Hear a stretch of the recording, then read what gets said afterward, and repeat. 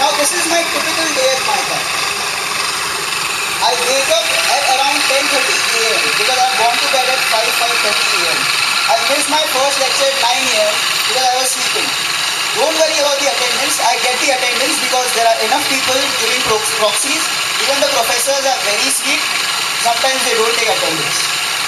As far as the assignments are concerned, assignments are started 1 hour before the actual submission.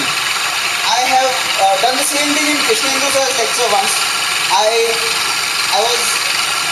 had not prepared anything, and then I was giving my presentation.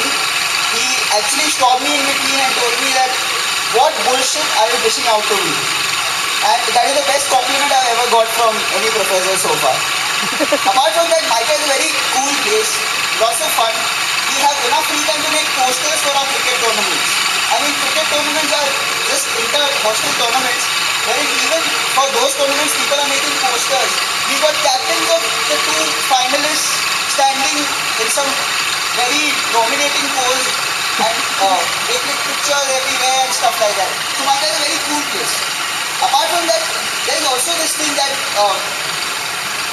it is a place of a lot of thinkers. What happens is there is this huge lobby in Mica which is bent towards the socialist side, and there is another lobby which is bent towards the capitalist side. So right now I am a very confused student as to where do I belong, because I am more or less convinced about both the sides.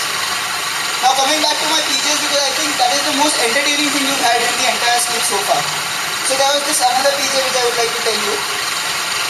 There was this girl whose name was Richa, and on her birthday I told her that don't give us a treat, otherwise you'll become poor. Rich poor.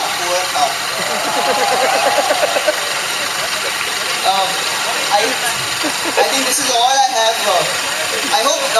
I just want to say one thing about Mica. If you guys are looking at multi-dollar salaries, and if you're looking at some great academic gyan, please don't come to Mica. Go to lots of other B schools which are much better for that.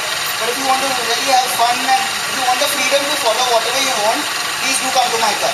I'll tell you, there's this guy from coastal Andhra Pradesh who studied in vernacular medium all his life.